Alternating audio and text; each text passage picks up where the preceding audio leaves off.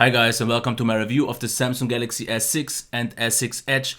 Just a fair warning, this review will be very detailed, very in-depth and therefore very long. So if you want to skip maybe a part, there are always the time codes in the description available.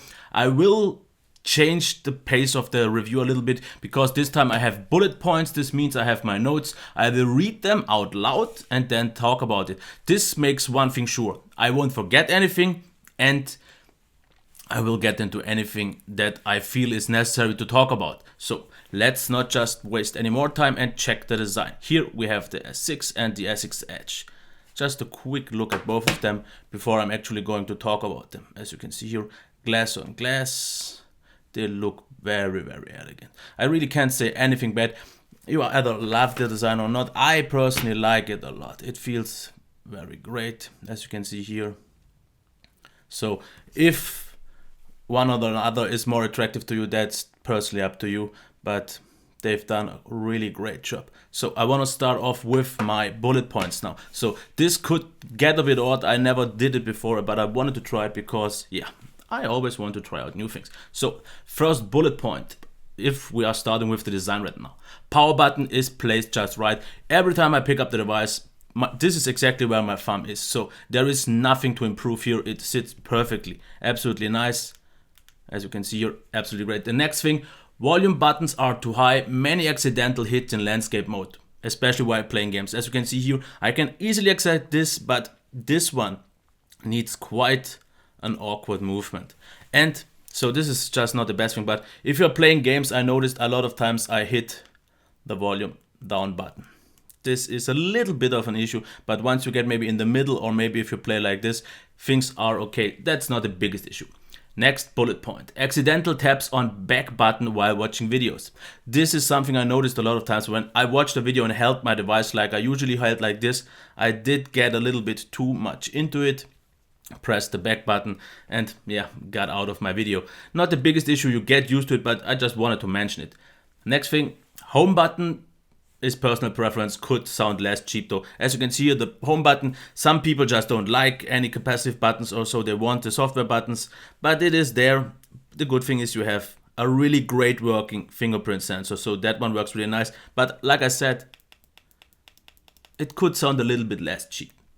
Otherwise the buttons, nice, clicky and tactile feedback, all of them. Even though I actually think the power button sounds a little bit less cheap than the volume buttons, but everything is still okay. What else? Next point. Tiny chamfer edge is smart, less dense over time. And this is something I really like a lot because we have a tiny little chamfered edge, as you can see here. And the great thing is, it is big enough so it makes a nice reflection, so it looks great. But it is so tiny, as you can see here, that you most probably won't ever dent it. Because on the Note 4 I had the issue there where I had a way bigger chamfered edge, like maybe on the 1M8, and then you noticed a lot of dents. But this one seems very, very safe and I have nothing discovered yet because the Note 4 got it dented up pretty early. Next thing, it is almost too light and slightly top heavy. So I'm not really sure about the exact size anymore. I didn't check it because I don't care, because the feel in hand is what I think. And I think it is a little bit top heavy in use, but therefore since it's so compact, it still feels very great. The cut-off sides provide very secure grip. And this is something they've done really, really well here. As you can see here, we have this cut-off and this means you have a parallel sides and you can easily grip into it, and since it is no curve, you have something to hold on. It was really secure to hold on and really nice. The next thing, nice rounded curved glass feels great. What I mean by this is you have an ever so slight curve here, similar as on the Note 4 but not as dominant, but this one is very smooth, and if you slide from the side, even though if you don't have the edge, it just feels smooth and it feels just nice. Nothing to really say otherwise.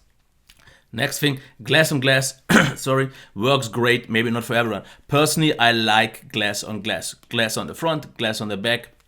It is very grippy and secure most of the time. Sometimes with grease it can get slippery, but I personally like it a lot. One thing I also have to say, we have Gorilla Glass 4 and I definitely notice a difference in terms of smoothness and quality in comparison to Gorilla Glass 3. Gorilla Glass just didn't feel as smooth, and also the oleophobic coating works way better on 4, because as you can see here how easily it was to clean it off. And on my Z3, where I only have Gorilla Glass 3, I have smudges all over the place and I can almost never get them off. But here it was very easy and I really like this. The next thing, the headphone jack is at the bottom and that is top. I like it because usually I put my device like this in the pocket and then the headphone jack is at the top. Of course, that's a personal preference, but I personally prefer this one a lot. The next thing, LED is very useful. We have a multicolor LED here. I like it a lot because it works with Light Manager. You can adjust the colors if you want to. So this is something very great. Okay, now I want to get to design and the pros and cons of the Edge. What do I like and what don't I like so much? As you can see, we have way less metal here. This means if you hold it like this, you hold on to very little metal. And this makes it feel a lot thinner than in comparison almost thick feeling S6 regular one.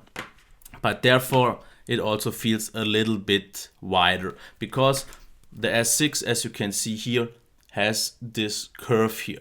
And you only mostly hold like this. And actually the device therefore feels narrower.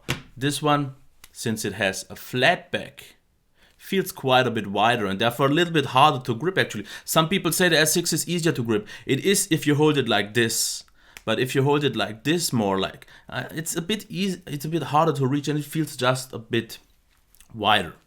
So I've covered the design. I think I said pretty much ends I want. So I have to say it feels amazing. It feels great. It feels very premium. It feels very solid. But of course, that's always a little bit of a personal preference. I like it a lot and I really can't say anything bad. So now I want to get to the display, which without any surprise is the highlight here.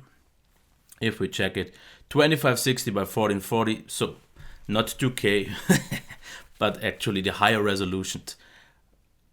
QHD. So what we can see here, once again, I said it a few times on my reviews already.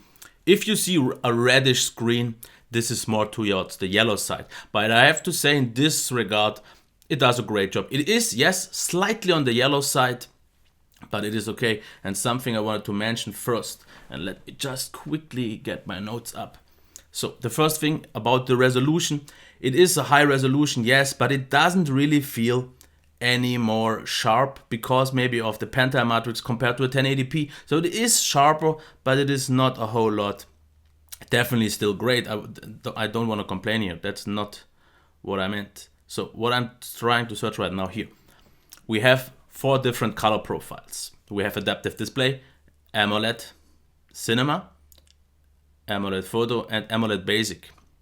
And what I personally think, the first 2 ones have a really nice white, which you won't see right now because there isn't too much white. I think AMOLED Photo and Basic just are too yellow. And let me quickly show you if we get back into the gallery. It's not that visible on the video and it actually looks more white now than it actually in reality does. If we check it with adaptive display. That's just my personal. So I like the first 2 ones. Of course, AMOLED Cinema and adaptive display are overblown, oversaturated and all this, but I think the mainstream user will prefer this. AMOLED Photo and Basic are definitely more realistic in colors, not as overblown, not as oversaturated. But I'm just not okay personally with the 2 white, with the 2 yellow white. So I'm just not a fan of blue white. So the next thing, sharpness is great. The white is totally okay. Usually I don't like it too yellow, and compared to the Z3 it looks a lot yellow, but in reality I was totally fine with the yellow, even though it is a little bit yellow. But for the mainstream market, great. The blacks, don't have to say anything. The best blacks, we have AMOLED, it's like a turned off screen. The contrast levels are amazing. Colors, like I said, they are overblown. They are a little bit oversaturated. But if you prefer something like this, personally, I like it a lot. The Super AMOLED display just looks absolutely stunning. The next thing gets quite obvious, rainbow effect. Yes, that's what I wanted to mention. We get on really hard angles, you get the from AMOLED known rainbow effect. Not really that much noticeable here on this video and really on extreme angles. But what I noticed in direct sunlight, if you have a really hard sunlight and high brightness, then you will have rainbow all over. And I had a hard time actually seeing the display because I only saw rainbows. One thing to quickly mention, because a few people like to complain about it if not mentioned, if you put on auto and if you are in a bright sunny environment, it will get even brighter. So the display itself was very bright, but the rainbow effect in direct sunlight was quite heavy.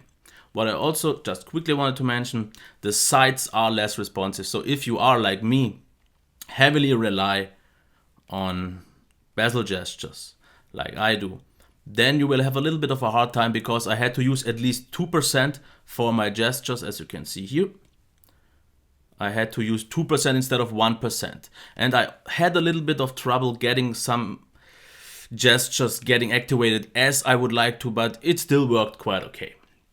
Pros and cons of the Edge now. So, what are the pros and cons of the Edge? The first obvious thing is, as you can see here in the light, you always have this reflection from side angles. And if you hold it like this, a lot of times you will just have these odd little reflections on the side. Personally, I'm not the biggest fan. It is more of aesthetics in course of design.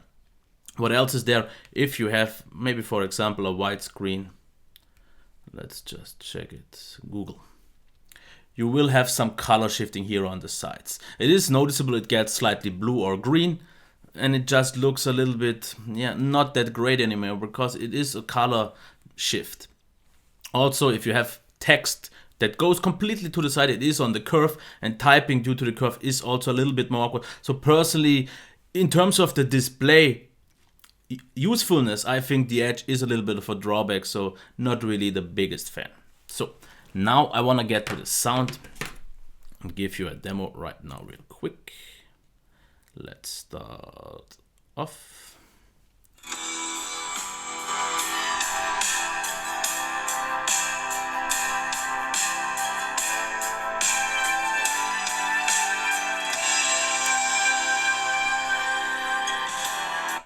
Since we are going super detailed this time, let's just do one more.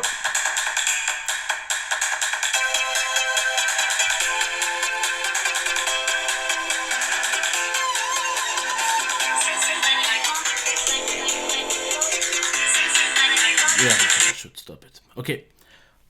One thing real quick. First, before I'm going to talk about the actual sound. If you're going to sound and notifications, you have sound quality and effects here. So you have adapt sound, which allows you to check your hearing with a headphone, adjust it, and it will adapt the sound to maybe frequencies as you don't hear so much. So it's like on hearing test when you are at the doctor. It will check where you are good at hearing and where you are not, and it will adapt the sound accordingly. What you also get is Sound Alive Plus and Tube Amp. If you have ever heard a tube amp, you will maybe know to appreciate it. It sounds quite nice, but the difference of both of these isn't really that big, because I wrote audio settings are quite limited, more options, maybe an equalizer would have been great. So that is what I still say. It is nice to have options, but I would have liked more if they are already there.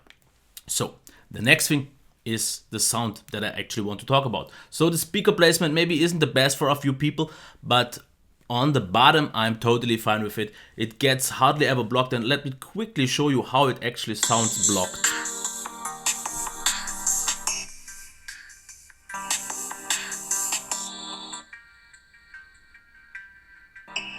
So yeah, it can get blocked quite easily if you hold it like this.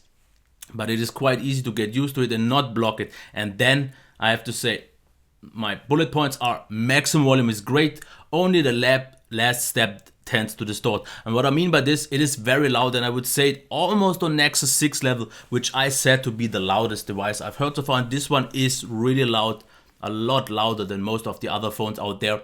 But the last step on certain occasions tends to distort. Not the end of the world, just go one step lower. It is quite a little bit less loud then, but still more than loud enough. Next bullet point. Bass and mids, good for a phone, balanced fairly well. So there is bass, as you can maybe heard on the video a little bit. Of course, it's just a phone. The mids were really nicely balanced. The voices were now loud and clear. And I also said highs slightly muffled at times. Still great. So I noticed it's not that super clear and clean. It was a little bit less clear, but still totally fine. I really like the sound because very loud and still great. Next, I want to talk about the performance. So I wrote mostly fluid and smooth. What I mean by this, as you can see here, a Twitter app, this looks extremely smooth. And it is, because apps like this are super smooth. But then the next thing I wrote, very few apps stutter bad like Feedly Reader. And this is mostly, I think, lack of optimization of the app. Because as you can see here, this is still quite smooth. But what happens if we go into it? And that is quite hard to grasp for me. It will take a little bit to load. Because here the performance is actually really bad. And of course it doesn't load. So okay, Feedly Reader didn't work, but this app did stutter a lot. Otherwise, if smooth, it is super smooth. Only the Nexus 6 is maybe better. The Z3 is less smooth but feels lighter and softer because it has softer stutters. And this was noticeable on Google Plus, for example. As you can see here, whenever I release, there is quite a hard stutter at the end. And I've seen this a little bit better a few times. It is smooth, no problems here, but it does stutter a little bit harder than some other devices at the end, not at the end of the world. Next bullet point. Multitasking seems ever so slightly delayed and longer animated, slightly aggressive with app killing behavior. Maybe you read already about that app killing behavior. I noticed for a device with 3 GB, it doesn't hold as many apps in the RAM as some others, because the OnePlus and the Z3 definitely are able to hold on more apps. It does reload, so it does really tend to kill apps a little bit earlier. But still, as you can see here, there is a little bit of it just feels a little bit slower. It is not as snappy the multitasking as on some other devices. Still totally fine though. If you don't need the absolute fastest, it is still great because it is therefore smooth all the time. The next thing, what I wrote, and let me quickly check that. See, usually this game should have still been in the RAM, but it isn't. So what I wrote is, yeah, and I accidentally killed it, sure. Okay, so yes, this review is getting long. So what I wrote down, some games run with higher frames than usually, but also drop lower. Rubber band feel, still playable at all times. What I mean by this, especially in this game, it was noticeable a lot. Do we have the highest brightness? Yes. So if we start the game, it runs smooth, as you can see here, quite a lot. But if there's a little bit more action, it does to also go a little bit lower in terms of frames. As you can see here, it is super smooth. At least here on the video, it looks extremely great. But sometimes it gets a little bit low. But I would still say the performance for games is absolutely great. Especially, this is one of the games that was a little bit more noticeable. But if you go into Asphalt or Real Racing, all those work very nice, very smooth, and really no issues at all. The last thing I wanted to mention is actually two things. Once really warm, it starts to lag and stutter. Never happened in normal use, only on heavy stress. So I noticed when I installed like 5 or 6 themes in a row, it downloaded a lot, the device got hot. I don't mean hot, but really warm. And then I had some really hard, bad stutters and lags until the device cooled off for maybe like half an hour later. But this was just when I did this installing and heavy testing with gaming and so on. In usual instances, it never happened and was fine. Also, a few instances of short freeze, like 2 to 5 seconds of totally being unresponsive, only happened 4 times. So what happened on the first 2 days, I had like 4 freezes where the device felt like it was completely frozen and I had to restart it. But after 2 to 5 seconds, it was different all the time. It was responsive again. So I just wanted to mention it because it is not the biggest issue, because it was gone after all. So what I will do now, talk about the battery. And I will take a little bit more time for that. And therefore I will make a quick break now. Okay, the break is over. I had to do this because the video got too long not to split up the files. What I wanted to show you just real quick what I meant with Feedly Reader. As you can see here, this is what I meant. This doesn't look smooth. So this is definitely app optimization, because all the other apps run absolutely smooth. And also when we check the browser, let's go into the site. The browser is absolutely smooth and happy, even while rendering. It's still okay. A little bit jaggy because it has to render stuff, but once it is slow, absolutely smooth. So just real quick, as for the performance in overall is great, mostly very smooth. Multitasking is only ever so slightly limited. Still great though. Gaming performance, also still great. It is one of the smoothest devices out there. It has a few instances where it isn't, but it is not, as maybe some other reviewers say, by far the best one out there. The Nexus, in general, the Nexus 6 is smoother, and also the One Plus. Maybe not really faster. This one felt slightly faster, but just not as snappy as maybe the Z3. But it is, I would say, still top 3. Don't worry about that. And I'm definitely not saying anything bad. The performance is great. But now for the battery life. And that is something I will take a lot of time to talk about, because I think there is a lot to talk about. Battery on this device is the one crucial thing that they, in my opinion, messed up. So first of all, charging. 30 minutes gets you to 55%, 1 hour gets you to 92%, and 1 hour 15 to 1 hour 20, and you are fully charged. Great value, of course, but there are two things in mind. The question, fast charge is great, but do you always carry the fast charger with you? Because usually it's always when you're out and about where the battery gets short. And do you always carry the one fast charger with you? That's the question. Otherwise, Qi charging, it is nice, definitely not bad. So I want to take now a few, because I did some more analytical tests to test the battery, and then the next thing is talk about battery life in daily use. But the tests I did, and I will write them down as you will see as an overlay, but I did a few YouTube and video tests. So 1 hour of 1080p YouTube video, 60% brightness, took up 20%. 1 hour of 720p YouTube with 60% brightness, 90%. So pretty much the same, and this shows actually how efficient video is, playback. Next, 1 hour of YouTube with 30%, also 90%. 1 hour of YouTube with 25% brightness, also 19%. So no matter if you use 25% or 60% brightness, there's pretty much maybe 1% difference in terms of battery drain. So not really a lot. So this is where it's really efficient. 1 hour of 1080p with YouTube at 100% brightness though was 30%. So once you get to a very high display brightness, then you will notice more.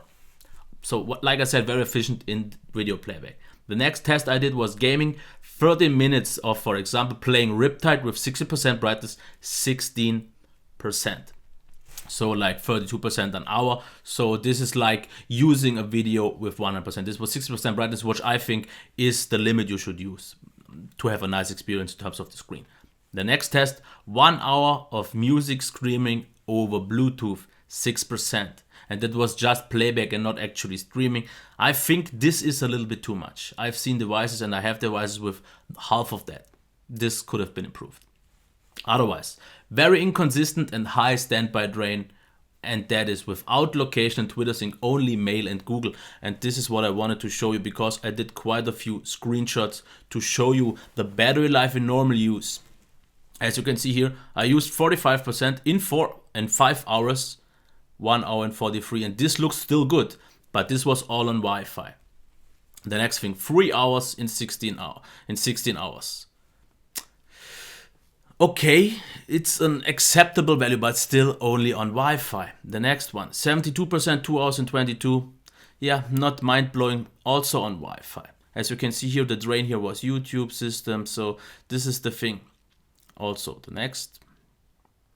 And here is also one, 10 hours, 3 hours of screen on time, also on Wi-Fi. So as you can maybe see, you can get about 3 hours over 10 to 12 hours, but the standby drain is what killed this device for me. Because now you can see here, close to 19 hours, not even 3 hours.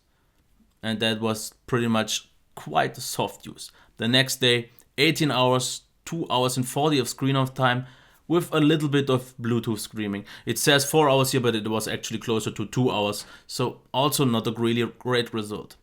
And this is what I think, I have to say.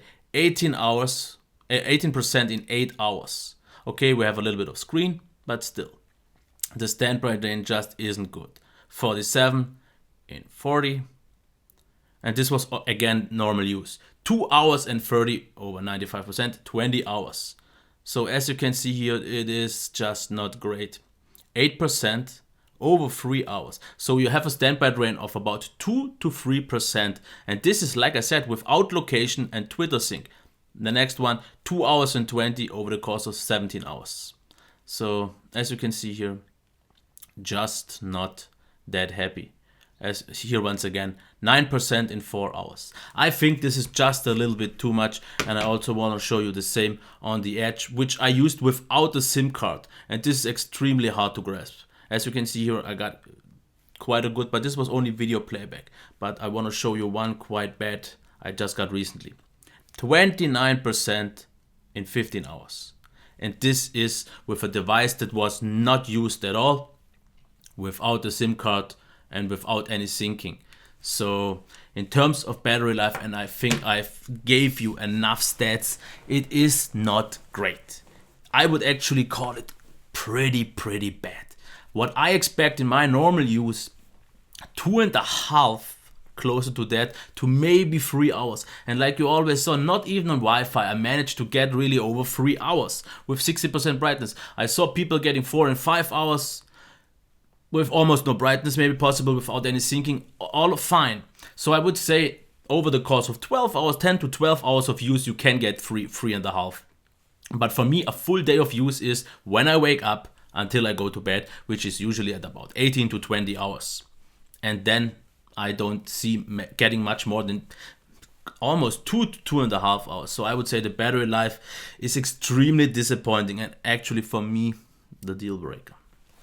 Okay, let's get to the software, and as you can see, the review is getting super long.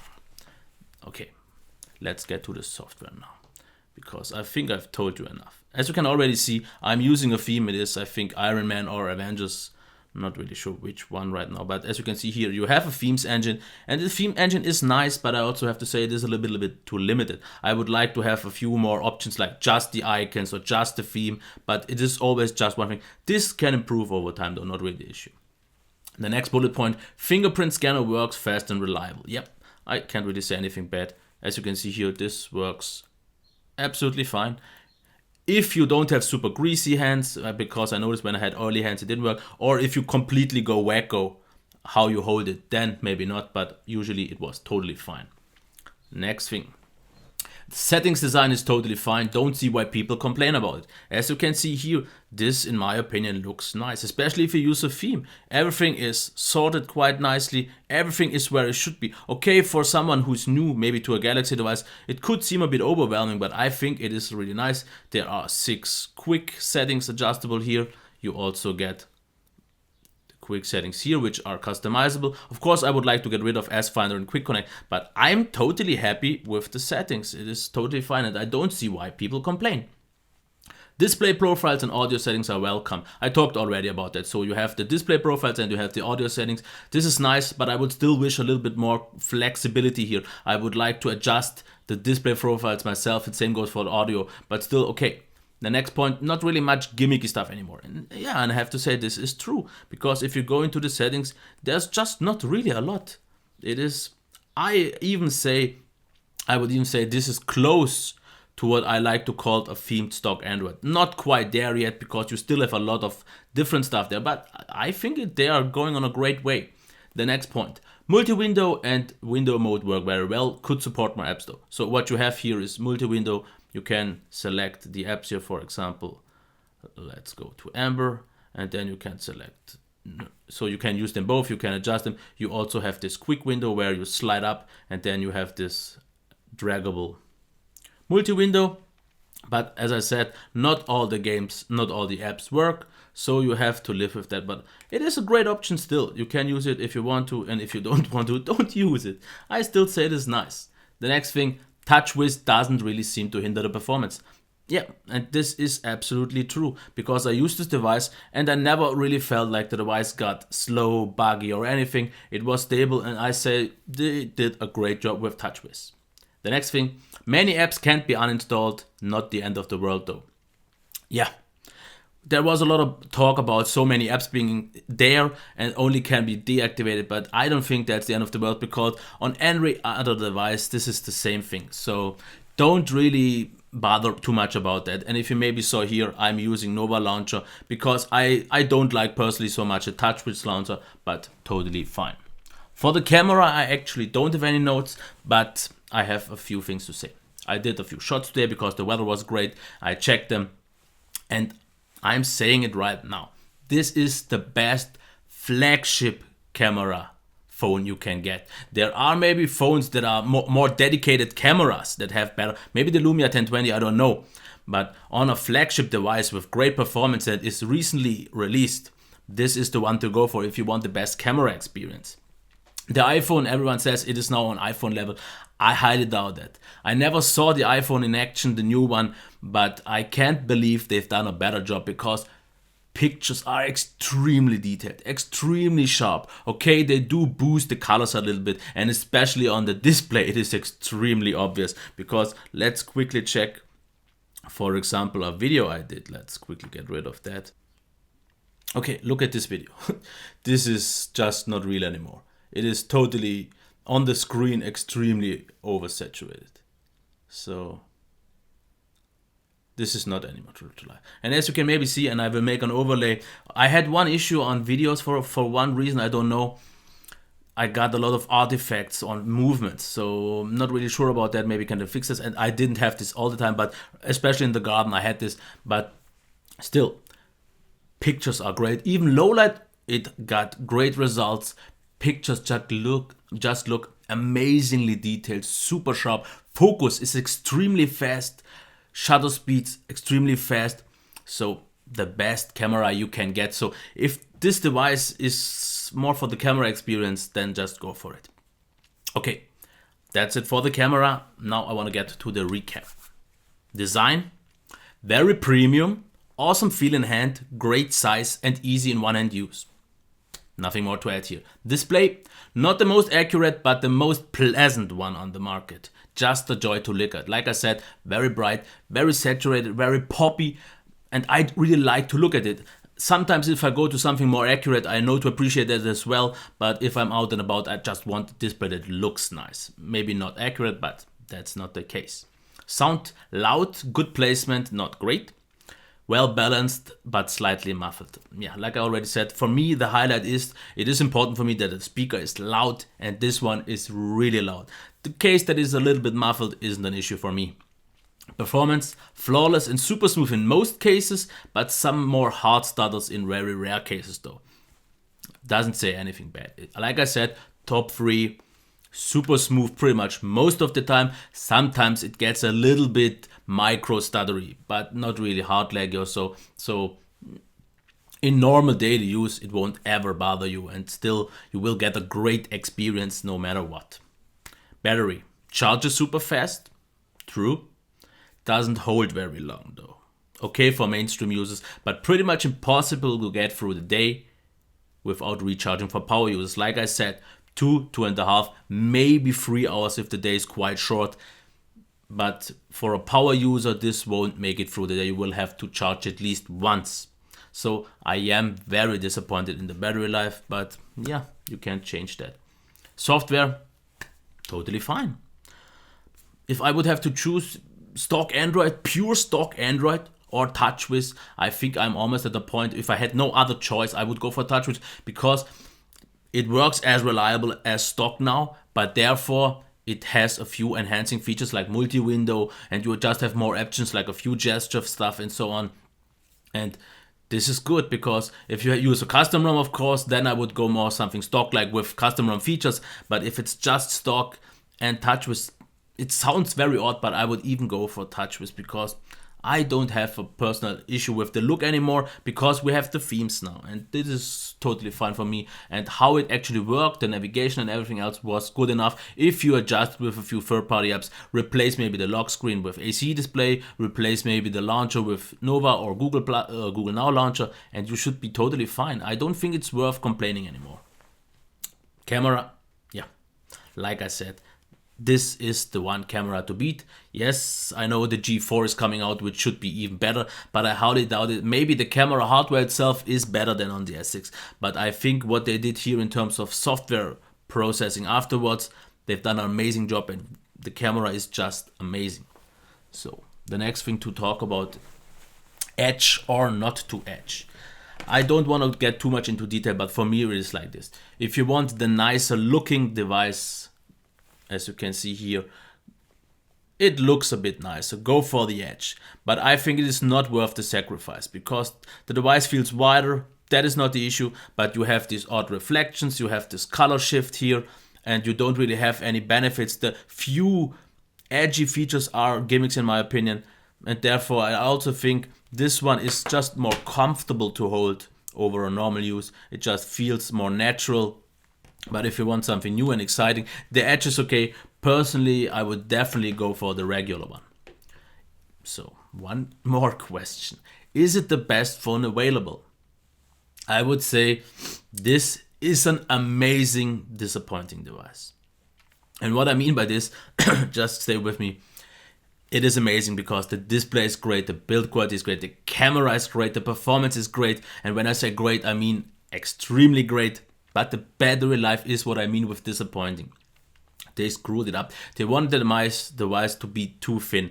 If I would have easily, because if you check the Sony Xperia Z3 and if you put them both on the table, and I asked a few people, and it's not really that noticeable, which one is the fitter one? And everyone said the Z3, because you have this camera bump here on the back, which you don't have. So it will be lifted, and then it definitely looks thicker. And even if not, if you go from the thinnest side to the thinnest side, the Z3 is only 0.5 millimeter thicker, but therefore has 20% more battery life. And no, not battery life, battery capacity, because the battery life difference is actually way bigger. And I will make an in-depth comparison between those two for you to see how big it actually is. But I think they shouldn't have made the compromise with the battery. Of course, you have quick charge, and if you are okay with charging all the time, I'm not. I want to wake up, don't bother about the battery, and get to sleep and then charge it, or maybe even for another day. But I don't want to have to, when I use it for 10, 12 or 15 hours, always to check the battery, because I definitely had to manage my battery life, because I'm working at night, and at night this week when I did it, night shift, and when I'm at night, I have more free time at work, and then I hear a lot of podcasts, and I couldn't afford to use this device. I had to use a second device just for the podcast, because otherwise this device wouldn't have made it through the day. I would have maybe gotten 10 hours, battery would be dead, because as I said, 6% an hour of Bluetooth drain. So the battery is the biggest letdown. If you don't care about the battery, you only want the best device, and you have no problem with charging, this is the one to go for, because in so many reasons it is better than the best phones out there. And it is pretty much only the battery life where it's a lot worse than most of the others. Maybe not a lot, but still a lot worse. So this is definitely something you have to decide for. I will give you my personal opinion on my raw channel, on my personal channel, because I don't think that's really necessary to discuss here. I gave you all what I think I wanted, gave you all the details. If you have anything else you want to maybe know, if I didn't cover anything, because the video is about 40 minutes now, and I think I covered a lot, maybe I dragged things a bit too long, but definitely let me know if you... I didn't actually even take all the bullet points. I did read them all, but I didn't really follow through what I planned to, but that's the nice thing. If you have something new planned, you don't really have to follow it through. I think it was nice. I covered a lot. I think I was very detailed. I hope so, but it is for you up to decide. So if you like this video, give me a thumbs up, subscribe to my channel. You can always also support me on Patreon if you want to, but you don't really have to. The links will be up in the description below. I will also make a written review where I will post all the pics, all the samples, to get the uncompressed pics for you to see how the actual quality is. Otherwise, I have nothing more to add. Everything else is for you up in the comments. And one thing, please, if you want a reply from me, use the YouTube comment system and not Google+, because I see a lot of people using connected links and so on, and I can't reply on these, but I want to. So use the YouTube comments. Okay, until next time, bye. I'll be back.